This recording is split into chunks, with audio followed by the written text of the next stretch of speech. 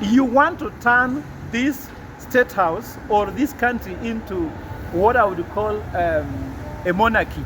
Because by constructing a church with your private money means you don't live in state house.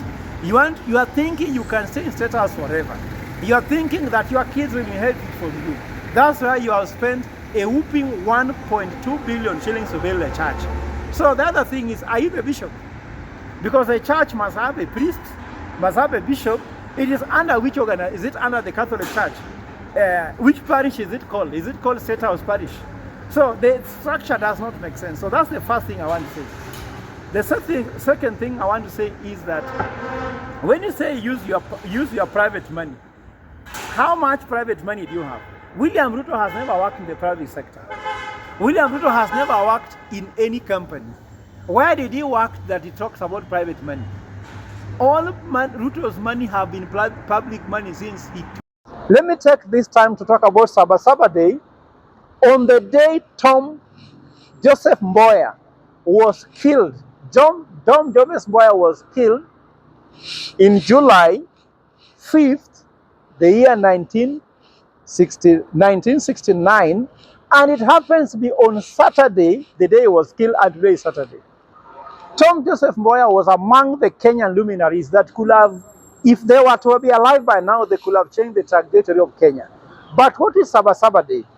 SabaSaba Day is a day that gave birth to multi-party democracy in particular, but also it was the clarion call to the writing of a new constitution. Now, the SabaSaba Day comes at a time when Kenya is at a crossroad. Remember, we have just rejected the finance bill last year in June, and we had a 25th of June commemoration, and then Albert Ojwang's death with the death of Boniface Kariuki, among many other Kenyans who have died in the hands of this police brutality. Remember, people went to fight for freedom, democracy. At the same time, we're having SabaSaba at a time when we have a draconian bill that wants to kill the spirit of SabaSaba, the one brought that is talking about the public demonstration bill, the Public Order Act bill brought by Esther Passaris. It is a time when Kenya need to rise up again and send a clear message. That bill should be rejected. And that should be one of the things taken at the street on SabaSaba Day. I know many Kenyans are angry. I know many Kenyans want to come. But I want to tell you the following as you come to SabaSaba Day. I, myself, Fred Ogolla, will be on the street that day, first of all. And secondly, please don't mobilize anybody. If anybody wants to come, let them come in their own volition. Because what's happening, we have a lethal government. If someone is shot on the street because of your name, it will be very bad. So if you are coming, come because you believe in the cause. And also come knowing that you might not go home. I'm also going to be here knowing I might not go home. I might go home either injured or go home dead or go home alive. So let's be honest. Kenyans, don't allow anybody to mobilize you either as a goon or mobilize you as a peaceful protesters. You believe in the mission yourself if you want to. If you don't believe, stay at home.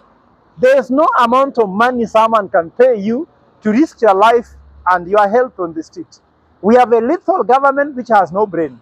They are going to shoot. Some people will die. Those people, we don't know them. But some people will die on that day. So when you come to the street, don't come to be mobilized. Come because you want to come yourself. 25th of June this year, no one mobilized anybody because I was not mobilized. Last year, no one was mobilized. Let's begin an organic one. And I want to warn the government. Please do not bring goons to infiltrate peaceful protesters. And I also want to tell you, when you come to the street, be careful whether you are standing next to a real protester who is peaceful and a goon. I want to tell the goons that this time we have identified you. We have a mechanism to deal with you. We are going to organize and we shall arrest you ourselves so that we are, by the time the Maandamano ends, we shall also present it to the police station as goons. So those mechanisms are in place. But I want to say that policemen, come to the street, give the right thing you need to do, which is called law and order. Let the government not suppress dissent. Allow Kenyans to express themselves. Let them even come to State House if they should, because State House is a symbol of national unity. Now there's even a church in State. Let them even come and pray for you there. So let us not go to injuries, but I'm asking Kenyans, please come, follow the law and order. Let the police follow the law and order. And the Gen Zs who have always protested with, I know very well it's a point. The rule is this: water, the flag, and your phone. Anything else, we don't know. Come peaceful, organize, say what you want to say, carry placards, shout the way you want, don't throw stones. We expect no tear gas, and there'll be a lot of peace. Tell Mr. President, if you think that 25th of June was something serious, SabaSaba has its own magic. The spirit of SabaSaba is rising up, and if we can do half-term, so be it, but let us not do with loss of life. And I'll tell Mr. President, Kenyans have decided it is half-term. So it's only you to decide whether you want to do half-term by not killing them, or you want to kill them is when we confirm half-term. But half-term it is, you like it or not. If I look at you, leadership left you a long time ago. How can a president put wire mesh to guard himself around State House? How? A father guarding himself with wire mesh. That father has lost fatherhood, because a head must have a purpose. So head of state. Are you head of state if you can guard yourself with? Are you head of government if you can guard wire mesh? But for us, we are coming. Wire mesh, no wire mesh. We are coming. Policemen, no policemen. We are coming, because we cannot give up just because of threats. Because if you give up, you shall push us much further. If we allow you, you might return our country banana republic. You're the one breaking the law, so therefore we must force you to stop breaking the law. Thank you. Maybe as you just finish, these are remarks by Murkomen order to police shoot to kill. Some of the people who are wishing to come on Monday, some of them are scared. So according to what Murkomen said on the order of shoot to kill, to anybody who is going maybe to come closer to police, or who is going to annoy the police in one way or the other, maybe your message to those who are afraid to come to the street of that day. Yeah, for those who are afraid, be not afraid. Even the Bible says, be not afraid. Come if you believe in it. I'm not telling you to come. I'm not calling you to come. I will come. I am not afraid. We have the Constitution of Kenya that must protect us. If that will make me dead, so be it. Why should you be afraid of Murkomen? If I told Murkomen is serious, he should not give those orders. They are scared. Those people are scared. If he wants to give shoot to kill order, he should have just done it to the policemen. Why is he coming to tell us? Even the president calling the policemen to State House to tell them, I'll protect you, I'll be with you. Those are threats. Let me tell you what, these are kicks of a dying horse. Ruto is going home. It's half-term, guys. Why are you worried? When it is half-term, it's half-term. What looks like half-term? What walks like work-term? What quacks like work-term? Half-term is half-term. The guy walks like half-term. He talks like half-term. He behaves like half-term. Even his advisors look like half-term advisors. Even the cabinet look like half-term cabinet. Why are you afraid of half-term? It is half-term. It's everywhere. That's the call. I know Gachagua said one term, but for us, we are tired. How much time do you want to give to somebody who is ruining the economy? If William Ruto was your husband, would you give him a full term? If William Ruto was your wife, will you give him a full term? And if he was the CEO of your company, will you give him a full term? So for us, we have already agreed that he must go and go now. No more time to give to a thief. A thief has come home and you're telling him we are giving you more time to do what? To carry more things. So for me, it is done and dusted. He must go home as soon as it is possible. If you want to choose how to go home, that's up to you. Whether you want to walk to Sugoi, we don't care. All we know that we are coming on SabaSaba Day. Wait for us. You will see how we are coming. But we shall see whether you are ready to leave. Go home, my brother. Go home. There is nothing to it. Go home. Thank you. Yeah, ladies and gentlemen, it is so disappointing when I saw the front page of The Nation that William Ruto has constructed a 1.2 billion church in State House. And then we thought that he used taxpayers' money because that was the thought. Then the man comes back and clarifies that he used his personal money.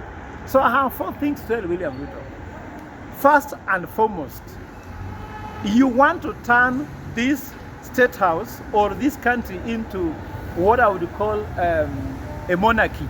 Because by constructing a church, with your private money means you are not living State House. You are thinking you can stay in State House forever. You are thinking that your kids will inherit it from you. That's why you have spent a whooping 1.2 billion shillings to build a church. So the other thing is, are you the bishop? Because a church must have a priest, must have a bishop. It is under which organization? Is it under the Catholic Church? Which parish is it called? Is it called State House Parish? So the structure does not make sense. So that's the first thing I want to say. The second thing I want to say is that when you say use your private money, how much private money do you have? William Ruto has never worked in the private sector. William Ruto has never worked in any company. Where did he work that he talks about private money? All Ruto's money have been public money since he took over. He finished university. University used to earn public money because he was an agent of Moi. When he left university, Youth for Kano 92, that is not private money. Then his first job is an MP. Where is he getting this private money from? So all the money Ruto has is public money. Ruto is the public and he is the money. So there's no confusion here. There's nothing like private money. Let Ruto tell us that for you to have 1.2 billion, if a salary of a president is 1.2 million, and you have only been president for 2.5 years, as an MP, a salary of an MP when you're an MP, it's not even a million shillings. So how did you get this 1.2 billion shillings? And then thirdly, 1.2 billion shillings, why didn't you build a hospital? Maybe build a school? Maybe invest this money in the tea factory, in the sugar belt, in the coffee, among other agricultural things that can produce. Can a church employ anybody? Who will earn money from a church in State House? And who are the congregation praying in a 1.2 billion church? Let me ask you, even this cathedral where we are, it's not being constructed by 1.2 billion? Where is this money is talking about? State House is theirs. The third point I have is that who will be president after William Ruto? What if he's a Muslim? What if he's a Hindu? What if he belongs to another religion or is an atheist? Kenya is a secular state.